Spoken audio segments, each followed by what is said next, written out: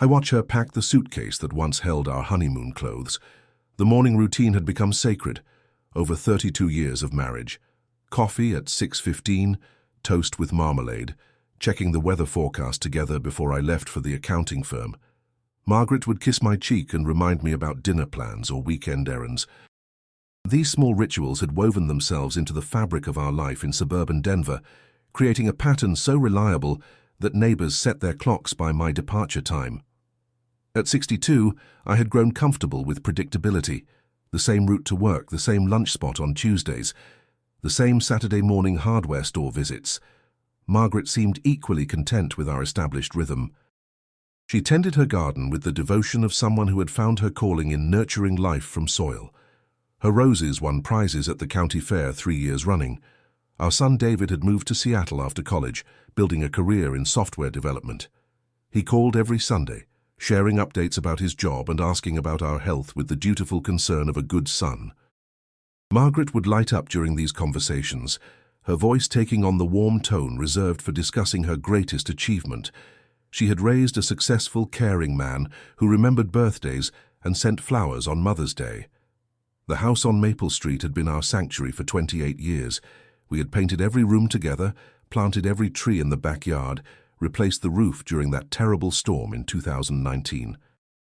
The mortgage had been paid off 5 years ago, giving us both a sense of accomplishment that felt earned through decades of careful budgeting and shared sacrifice.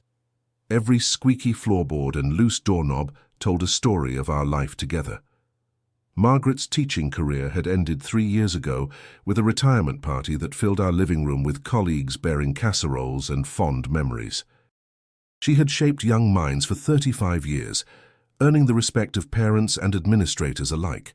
Her dedication to education had been absolute, often keeping her at school long past required hours to help struggling students or prepare special lessons. Evenings found us reading in matching recliners, comfortable in shared silence. Margaret favored historical fiction, while I preferred biographies of business leaders and inventors. The television would play softly in the background, neither of us paying much attention unless the news came on. We had developed a peaceful coexistence that felt like the natural evolution of long partnership. Our social circle consisted mainly of other retired couples from the neighborhood and church. Bridge nights on Thursdays, potluck dinners after Sunday service, occasional movies at the theater downtown. These gatherings provided gentle stimulation without demanding too much energy or emotional investment. Everyone understood the unspoken rules of polite conversation and mutual respect.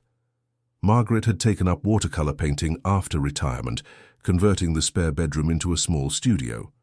Her landscapes captured the changing seasons in our neighborhood with surprising skill.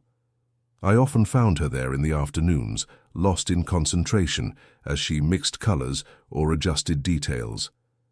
The sight always brought me quiet satisfaction, knowing she had found something meaningful to fill her newly abundant time. Our financial situation was stable and comfortable. The pension from my years as a senior accountant, combined with Margaret's teacher's retirement and our modest investments, provided security without extravagance. We could afford small luxuries like dinner out twice a month or the occasional weekend trip to visit David in Seattle. The future seemed predictable and safe. But predictability, I was about to learn, could mask the most devastating surprises. Margaret's behavior had shifted in ways so subtle that I initially dismissed them as natural aging or seasonal mood changes. She started taking longer walks in the evenings, claiming the exercise helped her sleep better. Her phone, once left carelessly on kitchen counters, now stayed close to her at all times. These small alterations in routine might have gone unnoticed by a less observant husband. The laughter had changed first. Margaret had always possessed a musical laugh that could fill a room with warmth, but lately it carried a different quality, lighter somehow, almost secretive. She would smile at her phone screen, then quickly put the device away when I entered the room. Her explanations about funny posts from former colleagues felt rehearsed and hollow. Her appearance began receiving more attention than it had in years. New clothes appeared in her closet without accompanying shopping stories. She started wearing makeup to run simple errands, claiming it made her feel more confident. The woman who had gardened in old jeans and paint-stained shirts now dressed carefully for trips to the grocery store. When I complimented these efforts, her responses seemed distant and distracted. Phone calls became private affairs conducted in closed rooms or during my absence. Margaret had never been secretive about conversations with friends or family, often sharing amusing anecdotes or concerning news afterward. Now she would disappear into the bedroom or out to the garden when her phone rang, returning with vague mentions of catching up with old acquaintances. The specificity that had characterized her storytelling for 3 decades had vanished. Her sleep patterns shifted dramatically. Margaret had been an early sleeper and early riser throughout our marriage, but suddenly she was staying up late, claiming insomnia or an interesting book. I would wake to find her side of the bed empty, the soft glow of her phone visible under the bathroom door. In the morning, she appeared tired but oddly energized, as if drawing vitality from some mysterious source. The watercolor studio saw less use despite Margaret's claims of artistic inspiration. The brushes sat clean and dry for days at a time, while she spent hours on the computer, allegedly researching techniques and studying online tutorials. Her paintings had always reflected peaceful scenes from our neighborhood, but now she spoke vaguely about exploring more abstract concepts that required extensive preparation. Our conversation topics began shrinking to safe, mundane subjects: the weather, grocery lists, home maintenance needs. Margaret no longer shared her thoughts about books or asked about my reading. Politics, once a source of spirited but friendly debate, became off-limits territory. She seemed to be creating distance through the careful elimination of meaningful connection. Church attendance, previously non-negotiable in Margaret's schedule, became sporadic. Headaches, fatigue, or sudden household emergencies provided convenient excuses. When she did attend, her attention wandered during sermons that once engaged her completely. Other parishioners began asking about her health, with the concerned expressions of people who had noticed significant changes. The kitchen, Margaret's traditional domain and source of pride, no longer received her full attention. Meals became simpler, often consisting of frozen entrees or takeout from restaurants. Her elaborate Sunday dinners, once the highlight of our week, disappeared entirely. When I offered to help with cooking, she accepted too readily, as if grateful to be relieved of a burden rather than protective of her creative space. Something fundamental was shifting in the woman I thought I knew completely, but I had not yet grasped the magnitude of the deception. The truth arrived through technology, as modern betrayals often do. Margaret had asked me to fix her computer, claiming it was running slowly and needed my expertise. She had stepped out to run errands, trusting me alone with the machine that contained her secrets. I had intended only to clear temporary files and update software, but curiosity proved stronger than good intentions. Her email account remained open, displaying correspondence that transformed my understanding of everything. Messages from someone named Derek stretched back 4 months, chronicling a relationship that had progressed from casual flirtation to passionate declarations of love. The timeline coincided perfectly with Margaret's behavioral changes, providing explanation for every mysterious phone call and secretive smile. Derek was 58, recently divorced, and living in Colorado Springs. His messages revealed a man skilled in romantic manipulation, someone who understood exactly what to say to make a married woman feel special and desired. He praised Margaret's intelligence, her beauty, her wasted potential in a boring marriage to an unappreciative husband. The words were crafted to awaken dissatisfaction in a life she had previously found fulfilling. Their first meeting had occurred at a coffee shop in downtown Denver, deliberately chosen for its distance from our neighborhood and familiar faces. Margaret had driven there under the pretense of visiting the art museum, a lie that now gained sinister significance. The messages detailed her nervousness, her guilt, and ultimately her surrender to emotions she claimed had been dormant for decades. The physical relationship had begun 3 weeks after their first meeting, conducted in a motel room that Derek had booked for afternoon encounters. Margaret's teaching background had made her meticulous about scheduling, ensuring these meetings occurred during predictable windows when I would be at work or engaged in regular activities. Her planning revealed a level of calculation that felt more devastating than the actual betrayal. Their most recent exchange discussed the possibility of Margaret leaving our marriage entirely. Derek had painted pictures of a life together, traveling to places she had always wanted to see, living with passion and spontaneity instead of routine and responsibility. He promised to make her feel young again, to give her the excitement that marriage to an accountant could never provide. Margaret's responses showed increasing receptivity to these suggestions. The financial implications were also present in their correspondence. Derek had researched Colorado's divorce laws, discussing how Margaret could claim half of our assets, including the house she had helped pay for, but never particularly loved.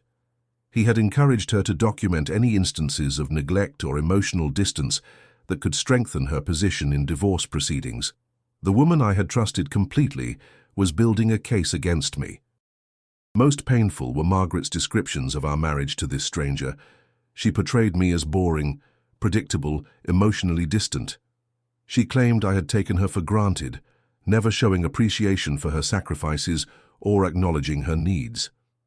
Years of what I had considered comfortable companionship were reframed as emotional neglect and mutual indifference. The narrative felt foreign, yet contained enough truth to cut deeply.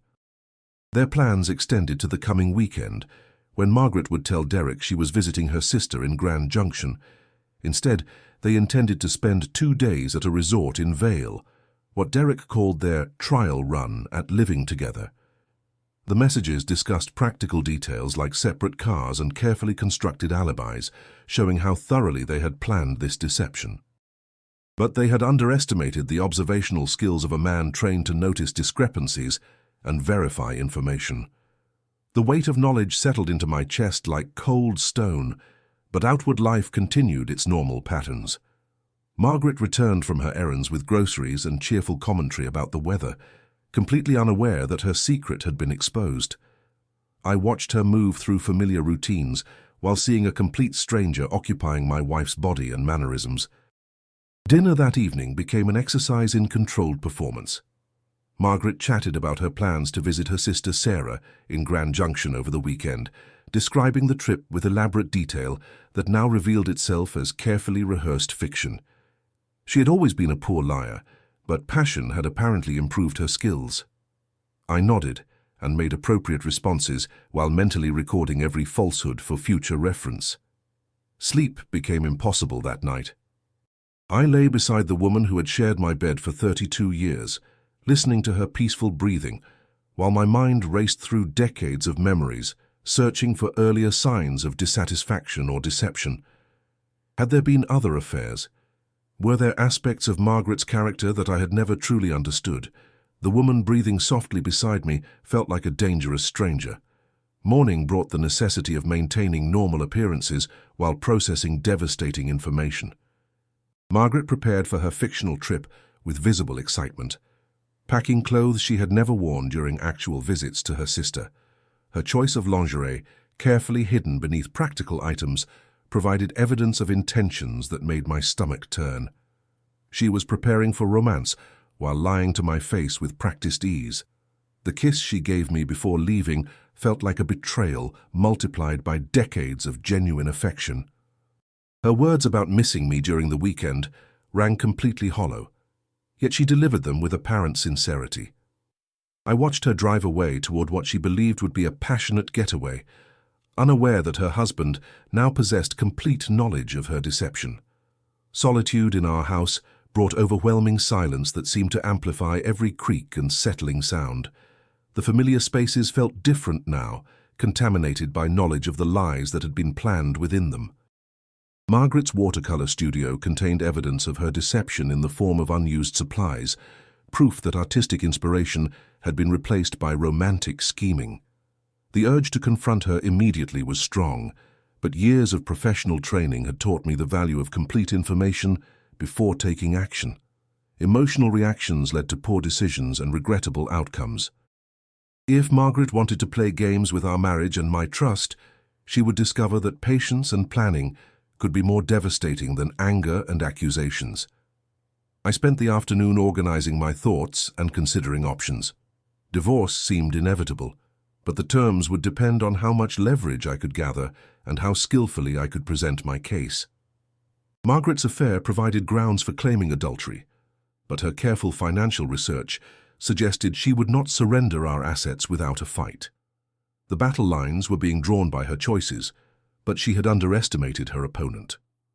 The house phone rang twice that evening, calls from Margaret checking in and maintaining her cover story. She described Sarah's new kitchen renovation and their plans to visit local wineries, details that would have seemed natural if I had not known she was actually sharing a romantic dinner with Derek at an expensive Vale restaurant. Her ability to lie so smoothly while sounding genuinely affectionate revealed capabilities I had never suspected. But two could play games of deception, and I had advantages that Margaret had not considered. Derek's social media presence revealed a man proud of his conquests and careless with evidence. His Facebook page contained photos from their coffee shop meetings, carefully cropped, but still recognizable to someone who knew what to look for. His Instagram stories showed glimpses of locations that corresponded with Margaret's mysterious errands and extended absences. He had been documenting their affair without realizing he was creating evidence for future divorce proceedings. Professional networking sites revealed Derek's employment at a marketing firm that prided itself on family values and ethical business practices. His LinkedIn profile emphasized his recent divorce and fresh start, language that would look different when viewed by employers aware of his involvement with married women. Companies in competitive industries could not afford scandals involving personnel who seduced other men's wives through calculated manipulation. Margaret's sister Sarah proved unwittingly helpful when I called to check on details of the supposed visit. Her confused response to questions about weekend plans confirmed that no visit had been scheduled or discussed. Sarah's genuine concern about Margaret's whereabouts provided perfect cover for expressing my own worry about her recent behavioral changes. Concerned family members would make excellent witnesses if legal proceedings became necessary. Banking records revealed purchases that supported their secret relationship: expensive lingerie, restaurant meals for two at locations where Margaret claimed to have eaten alone, hotel rooms charged to her credit card during supposed solo activities. Her financial trail provided a detailed map of the affair's progression, evidence that would be difficult to explain away during divorce negotiations. The home security system I had installed the previous year contained more information than Margaret realized. Motion sensors and automated logs showed exactly when she left and returned from her supposed errands, times that rarely matched her stated activities. The system had been recording her lies without either of us realizing its potential as relationship documentation. Margaret's cell phone records, accessible through our shared family plan, revealed the scope of her deception in precise detail. Hundreds of calls and text messages to Derek's number, often lasting for hours during times when she claimed to be sleeping or busy with household tasks. The frequency increased dramatically in recent weeks, showing escalating emotional involvement that contradicted her occasional expressions of guilt. Her computer browser history, now that I knew what to look for, contained research about divorce procedures, property division laws, and how to establish separate financial accounts. Margaret had been planning her exit strategy while maintaining the pretense of marital contentment. She had researched lawyers who specialized in representing women in contentious divorces, particularly those involving claims of emotional neglect or financial control. The most damaging evidence came from Derek's own messages, where he discussed specific strategies for manipulating Margaret's emotions and encouraging her dissatisfaction with our marriage. His techniques were clearly practiced, suggesting that married women were his preferred targets. He had studied psychological manipulation with the dedication of someone who made seduction his hobby, if not his profession. Margaret's responses showed how effectively his methods had worked. She had absorbed his criticisms of our marriage and begun viewing our life together through his carefully constructed lens of dissatisfaction and missed opportunities. The woman who had once expressed gratitude for our stable, comfortable life now saw only boredom and limitation. But she had chosen the wrong husband to deceive, and her lover had underestimated the determination of a man trained to gather evidence and build unshakable cases. Friday evening brought Margaret home from her supposed weekend away, glowing with satisfaction. She tried to disguise as relaxation from a peaceful visit with family. She unpacked her bag while describing fictional conversations with Sarah, crafting elaborate stories about their imaginary activities together. Her performance was nearly flawless, but I now knew the truth behind every detail. She presented me with a small gift, supposedly chosen by Sarah, a coffee mug bearing the logo of a Grand Junction tourist attraction. The irony was perfect, since I knew she had actually purchased it from a highway gift shop during her return journey from Vale. Her thoughtfulness in maintaining the deception would have been touching if it had not been part of such calculated betrayal. Derek had apparently coached her well on maintaining appearances after their romantic weekend. Margaret seemed more attentive than she had been in months, asking about my activities during her absence and showing renewed interest in our daily routines. Her guilt was manifesting as overcompensation, making her more affectionate and engaged than she had been before the affair began. Their increased communication was becoming bolder and more frequent. Margaret no longer bothered hiding her phone calls entirely, conducting conversations in nearby rooms while I watched television or worked in the garage. Her confidence suggested that she believed her performance was convincing me completely. The success of her weekend deception had made her careless about smaller precautions. Derek's influence was becoming more apparent in Margaret's casual comments about our life together. She began making subtle criticisms disguised as observations, questioning decisions we had made together and expressing regret about opportunities we had never pursued. Her dissatisfaction, carefully cultivated by her lover, was beginning to surface in ways that would have confused and hurt me if I had not known its source. The watercolor studio was abandoned entirely now, dusty supplies serving as evidence of how completely Margaret's interests had shifted from creative pursuits to romantic obsession. She no longer even pretended to paint, instead spending her studio time researching travel destinations and reading articles about starting over after 50. Her new dreams were obviously being shaped by Derek's promises and suggestions. Margaret's friends began commenting on her improved mood and apparent renewed energy. They attributed these changes to post-retirement adjustment and praised her for finding new purpose in life. Their innocent observations provided perfect cover for the real source of her transformation, making it easier for Margaret to explain her behavioral changes without arousing suspicion among our social circle. Church attendance ended completely, with Margaret claiming that she needed time to explore different spiritual paths. Her rejection of our shared faith community was another sign of Derek's influence, part of his apparent strategy to separate her from commitments and relationships that might interfere with their developing romance. He was systematically isolating her from sources of wisdom and moral guidance. Our joint financial accounts showed increasing activity as Margaret made purchases related to her new relationship. Expensive clothes, professional manicures, salon appointments that prepared her for romantic encounters.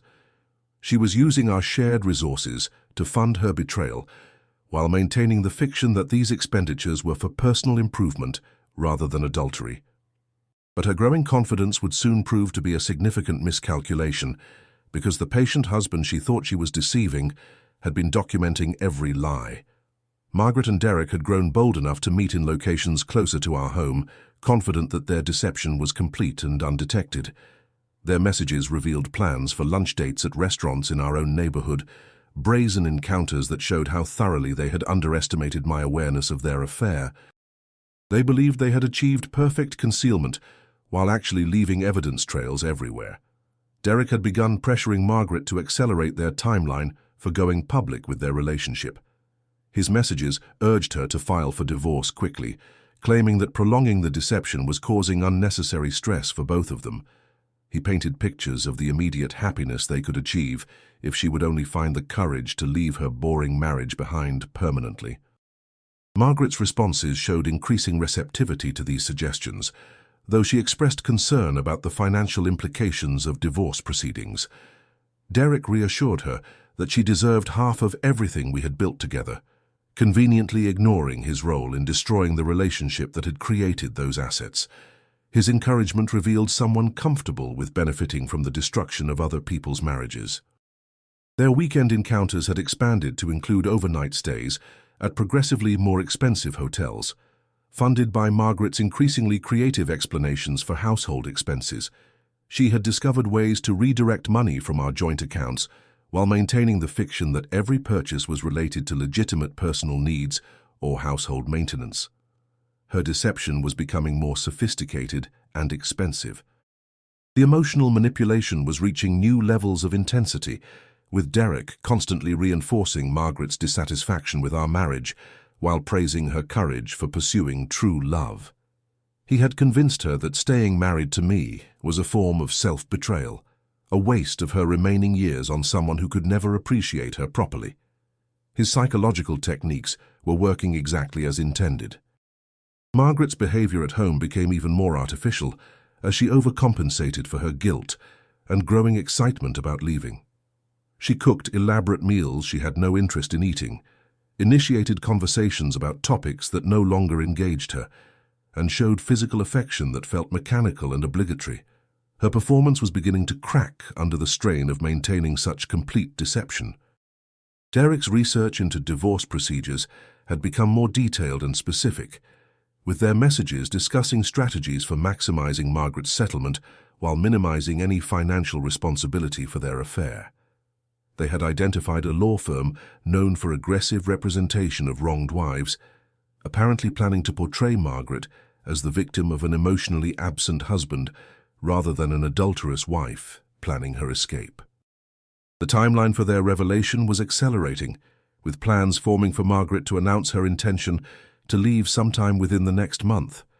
Derek had convinced her that quick action would be less painful for everyone involved, another manipulation designed to serve his impatience rather than her actual interests.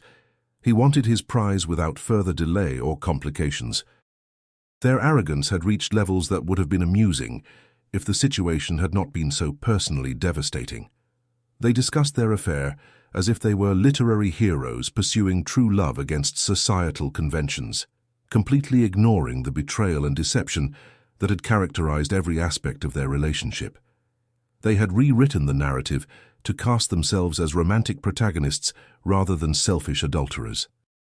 But their timeline was about to encounter an obstacle they had never anticipated, because the boring husband they planned to discard had been preparing his own surprise for quite some time. The divorce papers Margaret intended to serve me were already prepared, sitting in Derek's apartment while they planned the perfect moment for maximum emotional impact. Their messages discussed various scenarios for the revelation, with Derek coaching Margaret on how to present their affair as an unexpected romance that had simply overwhelmed them both, rather than a calculated seduction that had destroyed a 32-year marriage. Margaret had begun creating a written record of our marital problems, documenting instances of my alleged emotional neglect and failure to appreciate her contributions to our relationship. Her diary entries, crafted with Derek's guidance, painted me as a cold, selfish partner who had taken advantage of her devotion while offering nothing meaningful in return. These fictional grievances were being manufactured to support her divorce claims. Derek's apartment had become Margaret's second home, a place where she kept clothing and personal items for their frequent overnight encounters. His messages revealed pride in having convinced a married woman to essentially move in with him, while still maintaining her marriage as a convenient fiction. He was collecting trophies of his conquest while planning to claim the ultimate prize of permanent possession. Their plans extended far beyond divorce proceedings, encompassing dreams of travel and adventure that would begin immediately after Margaret's legal freedom was secured. Derek had researched destinations and activities designed to show Margaret everything she had supposedly missed during her years of boring marriage to an unimaginative accountant. He promised to give her the exciting life she deserved. Margaret's responses showed complete emotional investment in these fantasies, with detailed discussions of how they would spend their first year together. She had mentally divorced herself from our marriage months ago, remaining physically present only long enough to secure the best possible financial settlement.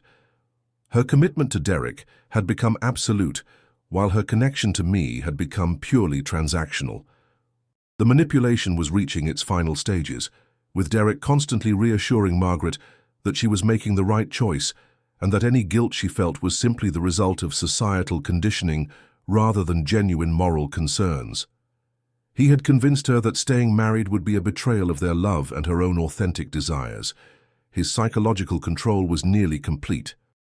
Their mutual friends, mostly Derek's divorced acquaintances, were already being prepared for the announcement of Margaret's new relationship. These allies would provide emotional support and validation for their choices while helping to spread the narrative of true love, conquering an unfulfilling marriage. They had assembled a support network before firing the first shot. Margaret had begun making subtle inquiries about my daily schedule and weekend plans, information that would help her time the divorce announcement for maximum convenience. She wanted to ensure that I would be alone when she delivered the devastating news, minimizing the possibility of witnesses who might complicate her preferred narrative. Even her cruelty was being carefully planned. The financial documentation was complete, with Derek having helped Margaret identify every asset that could be claimed in divorce proceedings. They had created detailed inventories of our possessions, bank accounts, retirement funds, and property values. Their research was thorough and professionally executed, revealing someone experienced in extracting maximum value from marital dissolution. But their meticulous planning had overlooked one crucial detail. The quiet husband they intended to destroy had been conducting his own research, and his preparation had been far more thorough than they could have imagined.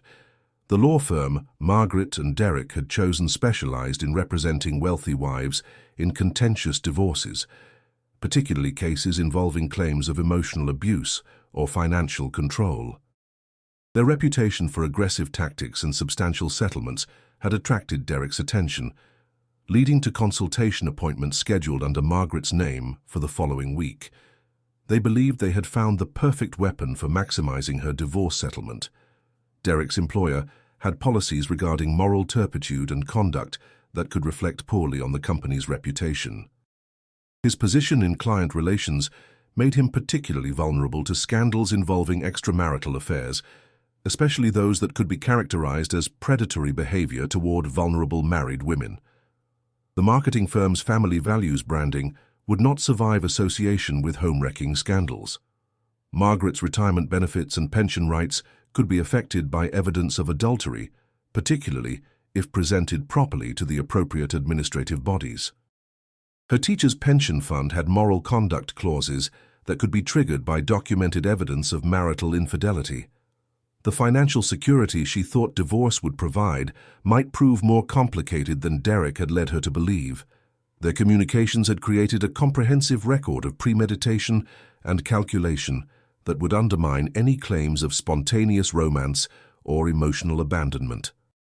The messages revealed deliberate planning to deceive and manipulate, evidence that would be devastating in divorce proceedings where Margaret hoped to portray herself as the wronged party. Their own words would become weapons against them. Derek's previous marriage had ended under similar circumstances, with evidence suggesting a pattern of targeting married women for romantic relationships that led to profitable divorces for his partners. His ex-wife had benefited substantially from their split, receiving assets that suggested Derek had experience in manipulating women away from stable marriages and toward lucrative separations. He was a professional homewrecker. Margaret's family relationships would be irreparably damaged by evidence of her deception and betrayal. Her sister Sarah's respect and affection had been manipulated through elaborate lies, creating secondary victims in Derek's campaign to isolate Margaret from sources of moral guidance. The family bonds she valued would not survive the revelation of such calculated dishonesty. Our church community's response to documented adultery would provide social consequences that Margaret had not considered. Her reputation among people whose opinions she valued would be destroyed by evidence of her betrayal and deception. The respect she had earned through decades of faithful service would evaporate once her true character was revealed. The neighborhood social circle that provided structure and meaning to Margaret's retirement would react poorly to evidence of her affair with a predatory stranger. Her friends' trust and companionship would be lost when they learned how thoroughly she had deceived everyone around her. The comfortable social life she had built would collapse under the weight of revealed dishonesty. Derek's financial situation was less stable than he had led Margaret to believe, with significant debts and obligations that would make him a poor prospect for the comfortable retirement lifestyle he had promised. His ability to support the expensive dreams he had sold to Margaret was questionable at best. She was trading security for the illusion of romance with someone who could not deliver on his extravagant promises. But they would soon discover that all their careful planning had been observed, documented and prepared for by someone whose patience and thoroughness exceeded their wildest nightmares. The morning arrived when Margaret finally gathered the courage to begin her revelation, approaching me with the nervous energy of someone preparing to deliver devastating news. She had rehearsed her speech with Derek's coaching, crafting words designed to minimize her guilt while maximizing my sense of responsibility for our marriage's failure. Her performance began with trembling hands and carefully practiced expressions of regret. Derek waited in his apartment, ready to provide emotional support through phone calls and text messages as Margaret navigated what they expected to be a difficult but brief confrontation. He had assured her that most husbands in my position accepted defeat quietly, especially when presented with evidence of their wives' dissatisfaction and determination to leave. They anticipated tears, pleading, and eventual resignation to the inevitable. Margaret began with complaints about our marriage that she had never expressed during 32 years, of what I had believed was mutual contentment. Her words, borrowed from Derek's psychological manipulation techniques, painted me as emotionally distant and unappreciative of her sacrifices. She claimed to have been unhappy for years, a revision of history that would have been convincing if I had not known its source. The revelation of her affair was presented as an unfortunate consequence of my failures as a husband rather than a deliberate choice to betray our marriage vows. Margaret described meeting Derek as an accident that had awakened feelings she thought were permanently dead, emotions that my inadequacy as a partner had suppressed for decades. Her narrative cast me as the villain in our marriage's destruction. Derek's influence was apparent in every word she spoke, from the psychological terminology she used to describe our relationship problems to the specific grievances she claimed to have harbored in silence. Her speech had been crafted by someone who understood how to manipulate guilt and self-doubt, designed to make me accept responsibility for driving her into another man's arms. The demand for divorce was presented as the inevitable conclusion of years of mutual unhappiness, though Margaret took care to emphasize that she hoped we could part as friends who had simply grown in different directions. Her desire to maintain civility was purely strategic, designed to facilitate a smoother legal process and reduce the likelihood of my challenging her financial claims. Margaret's confidence grew as she delivered her prepared remarks, encouraged by what she interpreted as stunned silence rather than the calm observation of someone who had expected every word she spoke. Derek had convinced her that surprising me with the affair would provide psychological advantages in subsequent negotiations, keeping me off balance and more likely to accept her terms without resistance. The financial arrangements she proposed had been carefully calculated to appear generous, while actually securing the majority of our shared assets for herself. Her offer to let me keep the house was contingent on my assumption of the remaining mortgage and her retention of most liquid assets. Derek had coached her to present this division as fair compensation for years of alleged emotional neglect. Her timeline for the separation was aggressive, with expectations that I would move out within 2 weeks to minimize the awkwardness of continued cohabitation. Margaret had already identified a storage facility for my possessions and researched temporary housing options that would suit my budget after the proposed asset division. She had planned every detail of my displacement. But her carefully rehearsed performance was about to encounter a response that neither she nor Derek had anticipated, because the quiet husband they had underestimated was finally ready to reveal his own preparations.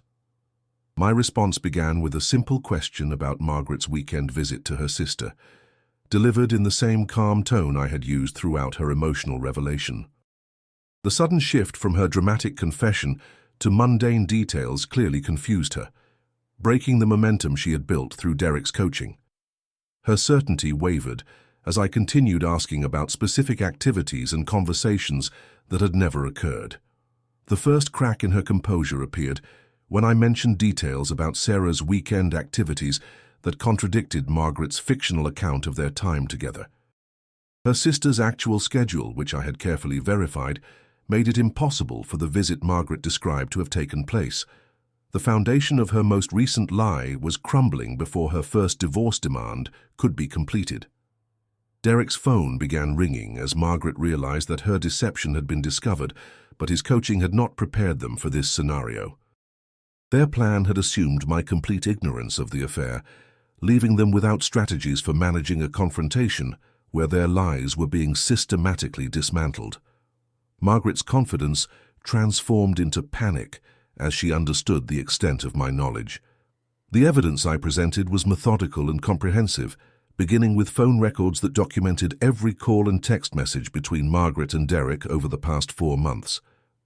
The timeline I had constructed showed the progression of their relationship alongside Margaret's behavioral changes, creating an undeniable record of deception and betrayal. Her attempts at denial became increasingly desperate and illogical. Derek's social media posts provided visual confirmation of their meetings, with photos and location tags that corresponded perfectly with Margaret's supposed solo activities.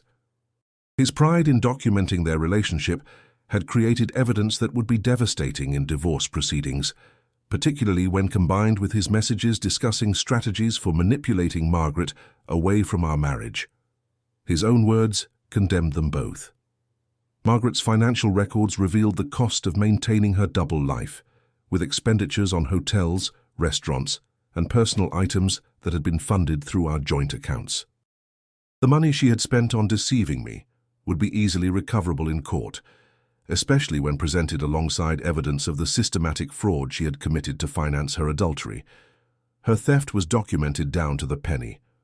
The psychological manipulation Derek had used was exposed through their own correspondence, showing how he had deliberately cultivated Margaret's dissatisfaction with our marriage, while promising her a better life he was financially incapable of providing. His techniques revealed someone experienced in seducing married women, making Margaret just another victim in a pattern of predatory behavior designed to profit from marital destruction. Derek's employer received detailed documentation of his conduct, including evidence that he had used company resources to facilitate his affair with a married client. The moral turpitude clauses in his employment contract made his termination inevitable once the marketing firm's leadership understood the liability he represented to their family values brand. His career was ending, along with his romantic dreams. Margaret's pension fund administrators were notified of her adultery through proper legal channels, triggering investigations that would determine whether her conduct violated the moral standards required for continued benefits. The financial security she had planned to use for starting her new life with Derek was suddenly in jeopardy, leaving her without the resources to maintain the lifestyle he had promised. But the most devastating revelation was yet to come, because I had saved the worst evidence for last. The recordings I had made of Margaret's phone conversations with Derek provided explicit proof of their conspiracy to defraud me in divorce proceedings, including detailed discussions of how to hide assets and manipulate legal procedures to maximize her settlement. Their voices, captured through equipment they never suspected existed, revealed the calculated nature of their betrayal in ways that written messages could not match. Derek's financial records, obtained through legitimate investigative channels, showed debts and obligations that made his promises to Margaret completely impossible to fulfill. His credit history revealed someone who had used previous relationships to improve his situation while leaving former partners worse off than before he entered their lives. Margaret had chosen a predator who specialized in exploiting vulnerable women. The law firm Margaret had consulted was informed of the evidence I possessed, leading to their immediate withdrawal from her case due to ethical concerns about representing clients who had committed documented fraud in preparation for divorce proceedings. Their reputation could not survive association with such blatant attempts to manipulate the legal system through perjury and concealed evidence. Margaret's family received copies of selected correspondence that revealed the extent of her deception, not out of cruelty, but to protect them from continued manipulation. Her sister Sarah's shocked response confirmed that Margaret had been lying to everyone, not just me, in service of her selfish desires. The family relationships she had taken for granted were irreparably damaged by evidence of her dishonesty. Derek's ex-wife was contacted as part of my research, revealing a pattern of behavior that made Margaret's situation tragically predictable. His previous marriage had ended the same way, with elaborate promises followed by financial disappointment and emotional abandonment once the excitement of conquest wore off. Margaret was repeating someone else's mistake while believing she was experiencing unique romance. The church leadership learned about Margaret's adultery through proper channels, resulting in private counseling sessions that she was too ashamed to attend. Her reputation in the faith community that had provided structure and meaning to her retirement was destroyed by evidence of behavior that contradicted the values she had claimed to embrace. Spiritual consequences compounded her material losses. Neighborhood social circles reacted predictably to news of Margaret's affair, with former friends expressing shock at her capacity for deception and betrayal. The comfortable retirement community she had enjoyed was no longer available to someone whose character had been revealed through documented evidence of systematic lying. Social isolation replaced the companionship she had valued. Derek's apartment lease was terminated when building management learned of his use of the property for adultery, a violation of community standards that allowed for immediate eviction. His temporary living situation became even more precarious as his employment termination eliminated his ability to secure alternative housing. The dream life he had promised Margaret was collapsing around both of them. Margaret's attempts to salvage any part of her original divorce strategy were thwarted by the comprehensive nature of the evidence I possessed. Every lie had been documented, every deception recorded, every manipulation exposed through their own words and actions. The narrative of mutual marital failure they had planned to present was replaced by clear evidence of betrayal and fraud. The quiet husband they had underestimated had systematically destroyed their conspiracy, while they celebrated what they believed was their inevitable victory. Margaret's complete emotional collapse began when she realized that Derek was not answering her increasingly desperate calls and messages, his silence indicating that he was abandoning her now that their conspiracy had been exposed. The man who had promised eternal love and exciting adventures disappeared at the first sign of consequences for his actions, leaving her to face the destruction of her life entirely alone. Derek's hasty departure from Colorado Springs was tracked through credit card records and social media posts that showed him fleeing to another state where new opportunities for romantic manipulation awaited. His pattern of targeting and abandoning married women had been exposed, but his predatory instincts drove him to seek fresh victims rather than face the consequences of his actions. Margaret was just another casualty in his ongoing campaign of deception. The divorce proceedings took place under terms that reflected the evidence of Margaret's adultery and fraud rather than her original demands for generous settlement. Her betrayal had eliminated any claim to victim status, leaving her with minimal assets and maximum responsibility for the legal costs incurred by both parties. The comfortable retirement she had planned became a struggle for basic financial survival. Margaret's attempts to maintain relationships with family members were largely unsuccessful, as the evidence of her systematic deception had destroyed the trust that family bonds require. Her sister Sarah's disappointment was particularly painful, since Margaret had exploited their relationship to provide cover for her adultery while claiming love and respect for family values. Forgiveness would require years of demonstrated change. The watercolor studio was converted back to a spare bedroom, Margaret's abandoned art supplies serving as reminders of the creative life she had sacrificed for romantic delusion. Her paintings, once sources of pride and accomplishment, were packed away like evidence of someone she had been before Derek's manipulation transformed her into a stranger. The person she had become was unrecognizable to herself. Employment became necessary for the first time in Margaret's retirement, but her age and the gap in her work history made finding suitable positions extremely difficult.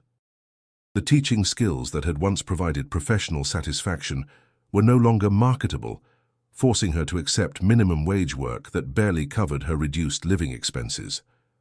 Financial independence was replaced by economic desperation. The small apartment Margaret could afford was a dramatic contrast to the comfortable home she had shared with me for nearly 3 decades. Her possessions, divided according to legal requirements, fit easily into spaces that emphasized how much she had lost through her choices. The material comfort she had taken for granted was gone permanently. Margaret's health began suffering under the stress of social isolation, financial insecurity, and the psychological aftermath of Derek's abandonment. The excitement and energy that had characterized her affair were replaced by depression and anxiety that required medical attention she could barely afford. The vitality Derek had awakened died with the revelation of his true character. Church attendance resumed as Margaret sought forgiveness and community support, but her reception was cool and her participation limited to roles that reflected her compromised moral standing. The respect and leadership positions she had once enjoyed were no longer available to someone whose conduct had violated fundamental principles of faithfulness and honesty.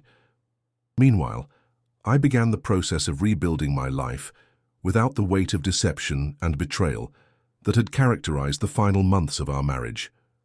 The house on Maple Street felt different now, cleared of the tension and secrecy that had poisoned its atmosphere during Margaret's affair. Rooms that had witnessed lies and manipulation could finally serve their intended purposes again, spaces for genuine relaxation rather than careful performance. The home I had thought was permanently contaminated by betrayal was slowly becoming a sanctuary again. My daily routines resumed their natural patterns without the need to accommodate someone else's deception or manage the emotional chaos created by living with a stranger who wore my wife's face. Morning coffee became peaceful rather than tense. Evening reading returned to genuine enjoyment rather than distracted observation of suspicious behavior. Simple pleasures were restored to their proper significance. The financial security I had carefully built over decades of responsible work was protected by the legal outcomes that reflected Margaret's betrayal rather than rewarded it. The retirement I had planned could proceed according to its original timeline, without the devastating losses she had intended to inflict through fraudulent divorce proceedings. My future remained stable, despite her attempts to destroy it. Friendships that had been strained by Margaret's behavior and my necessary secrecy during the investigation began recovering as the truth became known. People who had sensed something wrong but could not identify the source were relieved to understand the situation and offer support for moving forward. Honest relationships replaced the artificial socializing that Margaret's deception had required. David called more frequently after learning about the divorce, expressing concern for my well-being and appreciation for how I had handled his mother's betrayal. Our relationship, no longer filtered through Margaret's manipulation and lies, developed new depth and honesty. The son I had raised became a genuine friend who offered wisdom and support during the transition. Professional colleagues who learned about the situation expressed admiration for the methodical way I had documented the fraud and protected my interests while maintaining dignity throughout the process. Their respect reinforced my confidence that patience and thoroughness had been the correct approach, rather than emotional confrontation. Strategic thinking had prevailed over passionate reaction. New interests began filling the time that had been consumed by investigation and evidence gathering during the final months of my marriage. Books that had been neglected were rediscovered, home projects that had been postponed were completed, and plans that had been constrained by Margaret's secret agenda could finally be pursued. Freedom from deception restored possibilities I had forgotten existed. The neighborhood social circle adapted to my single status without drama or awkwardness, accepting the divorce as a sad necessity rather than a personal failure. My reputation remained intact because the evidence had clearly established who was responsible for the marriage's destruction. Community support validated my choices and encouraged new beginnings. Travel plans that had been impossible during Margaret's affair could now be considered and implemented according to my interests, rather than her need to maintain alibis for romantic encounters. The world had opened up again for someone no longer constrained by a partner's secret life and hidden agenda. Adventure was possible without betrayal as its motivation. Most importantly, trust in my own judgment was restored through the vindication of my suspicions and the success of my investigation. The man who had been made to doubt his perceptions and question his worth had been proven correct in his assessment of the situation. Self-confidence replaced the uncertainty that Margaret's manipulation had created. The ring I had placed on the counter that first morning now sits in a drawer, no longer a symbol of betrayal, but a reminder of lessons learned and strength discovered.